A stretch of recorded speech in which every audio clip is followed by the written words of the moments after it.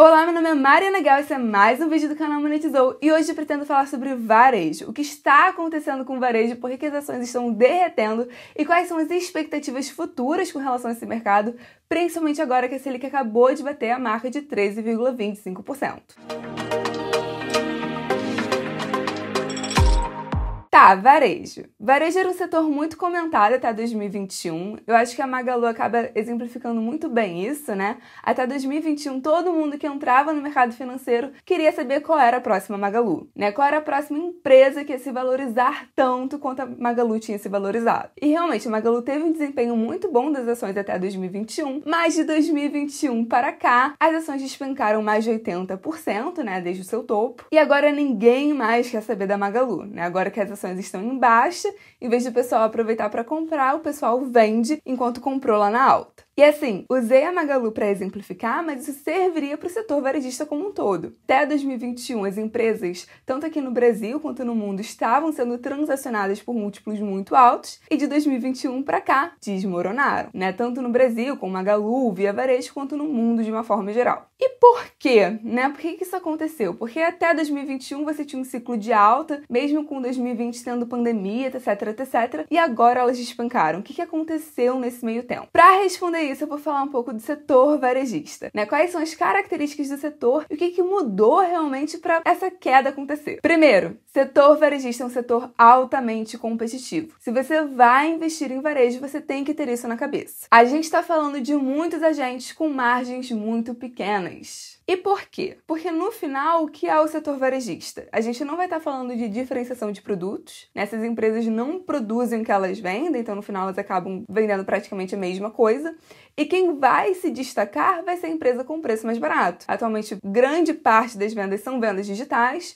Com uma leve pesquisa rápida, você já consegue ver qual é a empresa que vende pelo menor preço, não tem uma diferenciação, então você, consumidor, sempre vai optar pela empresa que consiga vender pelo menor preço, né? Pelo preço mais barato. Então as margens desse setor, no final, as margens dessas empresas, acaba sendo muito baixa. São margens bem pequenas, muito pressionadas. Segunda característica do setor explica um pouco dessa queda. A gente está falando de um setor muito dependente de variáveis macroeconômicas. O nível de inflação, o nível de emprego, desemprego, renda, tudo isso acaba definindo o desempenho do setor varejista. Em períodos de desemprego e estagflação, né, ou seja, inflação aumentando, e ao mesmo tempo você não tem crescimento econômico, ou seja, a renda diminui, o poder aquisitivo da população diminui, quem se ferra são essas empresas. Porque a população deixa de ter um poder aquisitivo muito alto, deixa de comprar, então essas empresas deixam de faturar. E por último, mas não menos importante, é um setor muito sensível às preferências do consumidor, que é algo muito relativo, muito subjetivo e muito mutável. Por exemplo, começo da pandemia. Teve-se um surto coletivo, né, de que se você comprasse papel higiênico e álcool, você estaria protegido do vírus. Então teve-se uma mudança muito bizarra com relação à preferência do consumidor, aumentou-se muita demanda por esses produtos e as empresas não tinham estoque. Então elas aumentaram muito o preço no primeiro momento e depois realmente se programaram para ter mais estoque de álcool e papel higiênico. Quando elas aumentaram o estoque disso, a preferência já se normalizou, então o preço acaba despencando. Então a gente vê que é um setor que tem uma questão logística e de realmente internalizar preferências muito importante para o seu funcionamento. Toda essa questão logística, de coordenação de estoque, de realmente considerar a expectativa de demanda, tudo isso acaba pesando no resultado do setor. Considerando tudo isso, entendendo realmente as características do setor, o que a gente vê? Que o setor varejista conseguiu performar muito bem até 2021, mas em 2021 a gente tem uma mudança dessas condições que acaba afetando o resultado ou, enfim, a expectativa de resultado futuro dessas empresas. Essas mudanças vão ser basicamente mudanças macroeconômicas. Os juros passam a subir no Brasil em começo de 2021. No fim de 2021, já se debatia nos Estados Unidos a subida dos juros americanos. Ao mesmo tempo, inflação subindo. Estados Unidos, maior inflação 40 anos. Aqui no Brasil, nossa inflação chega aos 2 dígitos. O crescimento não acompanha isso, a gente acaba entrando num período mais de estagflação, ou seja, queda de poder aquisitivo. E agora, dia 15, teve duas notícias muito importantes, né? Selic bateu a casa dos 13,25%, tá em tendência de alta desde o começo de 2021, e os Estados Unidos teve o maior aumento de juros desde 1994. Então, assim, período de inflação alta, juros altos e crescimento conturbado, não somente no Brasil, como no mundo. Isso é extremamente prejudicial para o setor varejista, que, como eu falei quando eu descrevi as características do setor, é muito dependente dessas características macroeconômicas. E além de toda essa questão, né, de uma Selic alta acabar diminuindo o incentivo ao consumo, ao mesmo tempo inflação com pouco crescimento,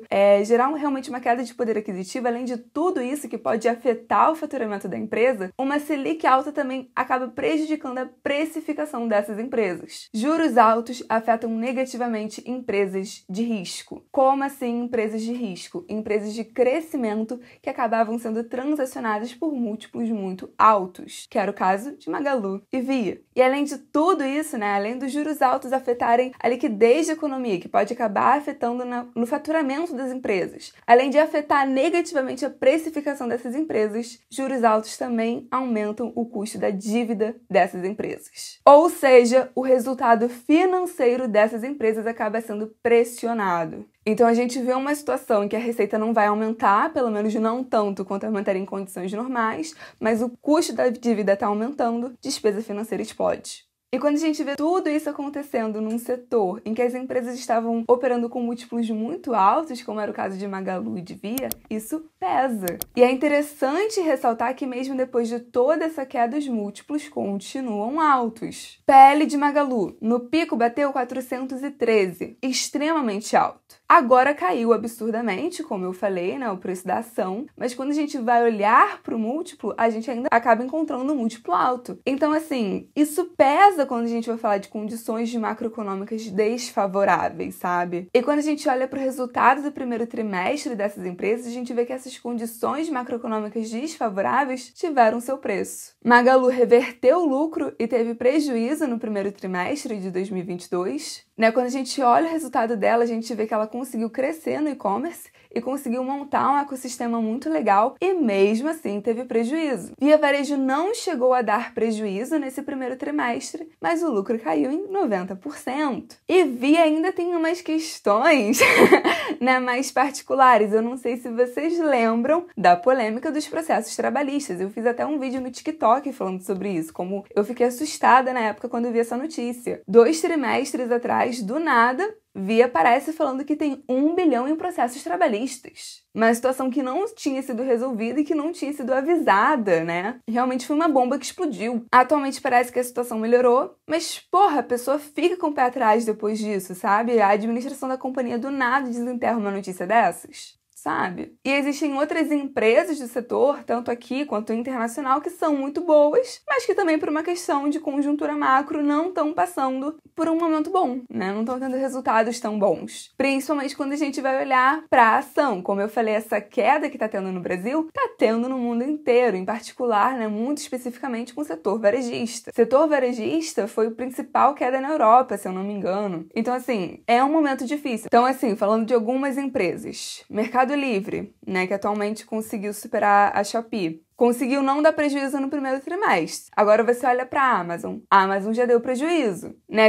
Quando a gente fala da Amazon, o que é a Amazon? A Amazon é simplesmente a maior do segmento que continua crescendo, tanto no Brasil quanto nos Estados Unidos. É uma empresa muito boa, né? A parte de serviços da Amazon é muito boa. Agora acabou aumentando preço de assinatura, tudo isso, porque precisa aumentar margem, tanto que, como eu falei, deu prejuízo. Mas, enfim, condições macros difíceis. A gente tem que ter isso na cabeça. Outra empresa que deu prejuízo no setor varejista, Americanas. Né? Atualmente, a Americanas acabou perdendo muito espaço, mas teve uma época que ela era maior do Brasil. Atualmente, sou um pouco crítica com relação ao atendimento físico da Americanas, né? Acaba tendo demora, na minha opinião, mas enfim, opinião completamente subjetiva.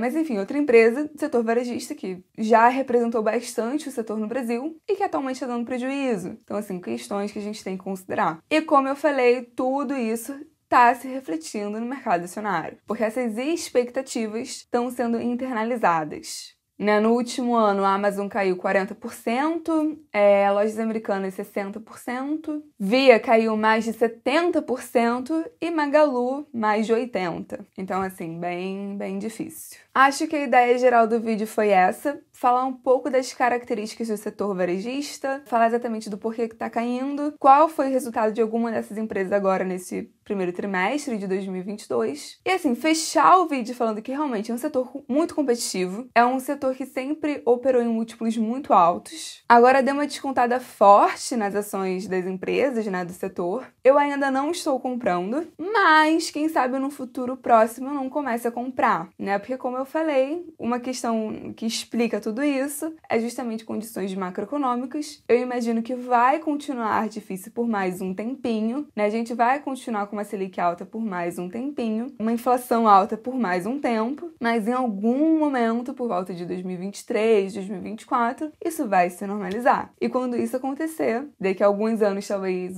a precificação dessas empresas suba novamente, o pessoal vai olhar para trás e pensar, nossa, né? Por que eu vendi naquela hora? Que sempre acontece, pessoal. Vende na baixa e compra na alta. Então, por mais que a situação ainda vai piorar um pouco, né? A inflação no Brasil, a primeira vez que desacelerou foi agora, no último mês. Selic acabou de bater 13,25%, ou seja, ainda está em alta. Imagino que vai chegar na casa dos 14%, né? Já falei isso em alguns vídeos. Juros americanos começou a subir agora, não sei até onde vai subir, honestamente. Deu uma subida alta agora, né? Dia 15. Então, assim, vai continuar uma situação difícil, imagino que nesse próximo semestre, até o fim do ano, provavelmente. Mas nos próximos meses eu vou ficar acompanhando, pessoalmente falando, para ver quando eu acho que é um momento realmente interessante, pensando nessa mudança de cenário macro que pode ser mais pra frente. Então o vídeo foi isso, se inscreve no canal, dá um like, fala o que você achou. E é isso, gente. Obrigada!